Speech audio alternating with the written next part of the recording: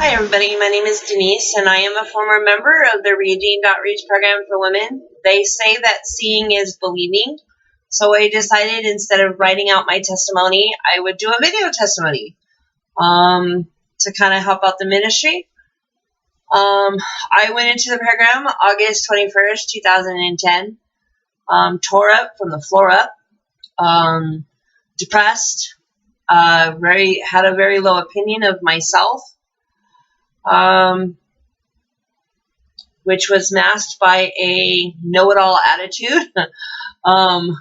Because I thought, I've done this before. I know the score. I know what's up. I had been into two similar programs. Well, the same program twice. Same type of program twice. Out in California, first time for 3 months, then went back to doing what I was doing. Exactly 1 year later, went right back for 6 months, and then left and went right back to doing what I was doing. This time around, I really had no choice but to stay, which was a good thing because I'm where I'm at today. I was a cook for the home. I was a driver. I was an overseer. I was in charge of work ministry. I spent a lot of time giving Bible studies, counseling, providing spiritual counseling to a lot of the women that came in and out of the program. Worked really hard for the ministry. During all that time, I learned a lot about myself. My self-esteem went up. I started to care more about myself and my appearance. When I first went into the program, I would just throw on anything, pair of shorts, t-shirt, pants, whatever I had. Didn't really care about going through donations to get anything nice. I didn't care. I threw my hair back into a ponytail. I didn't care. Over time, I started to care. I slowly but surely changed my appearance, and you were able to tell in my appearance. I wish you guys could have seen me before and then now, because then you would see the difference. But I learned work ethic, or I learned a lot of work ethic. I did a lot of volunteer work with the ministry, which led me to employment. Because of my good work ethic and because I worked hard and I proved myself, I went from being a volunteer to being on the payroll with a company called Levy Restaurants that does concessions at the local sports venues. So now I work as a concession stand manager, running a concession stand. I also have another job working at a Rally's restaurant, and I'm up for promotion with them. Which is a big change because before I came into the program, having one job was not even a consideration. Much less two.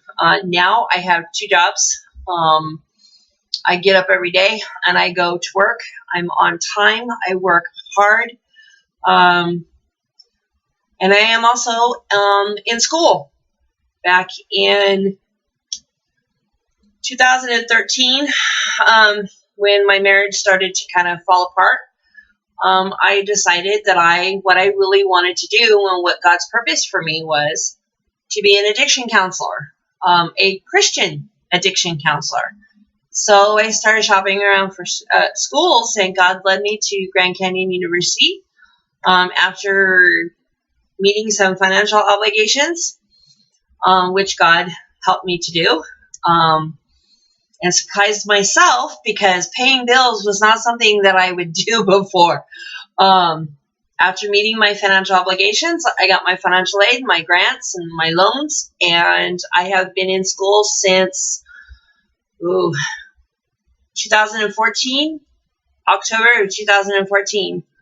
I am about halfway through school. I'm on the process of earning my bachelor's degree with a 3.98 GPA, which before would never have.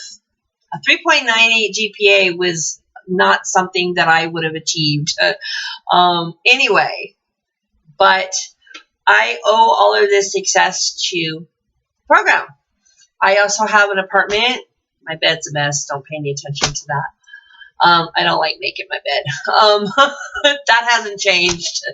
But I have an apartment that I share with my brother and his wife, who were also members of the program. My sister-in-law, Michelle, was also in the women's house, and she has made so many changes because of the home. My brother was in the men's home. They got married in 2012 and have been married since and are happily married. We share an apartment, which I pay my rent on time. I pay my bills on time. Well, yeah, pretty much on time. I don't get disconnect notices. But the point is I pay my bills. I am a responsible, productive member of society. Whereas before, 6 years ago, I was not. And it was because of the women's home. It was because of the pastors. It was because of the leaders in the home who helped me. There are many other success stories too, and I wish that you could hear from them, because I work with 3 or 4 of them that have been in the program and are now productive members of society. They're clean, they're sober, they have full-time jobs, they have apartments. There's a couple of them that I know are married, that met their significant other in the ministry and have since moved on and gotten married and are doing really well because of the program. So if you're looking for a worthwhile charity, the Redeemed Outreach Program for women is a good charity to do, because it helps so many people. I'm one example. As you can see, I really, really wish I could show you a picture of me before I came into the program, because you would see the difference. That the program is done. I have a relationship with Christ. There's really not much more I can say.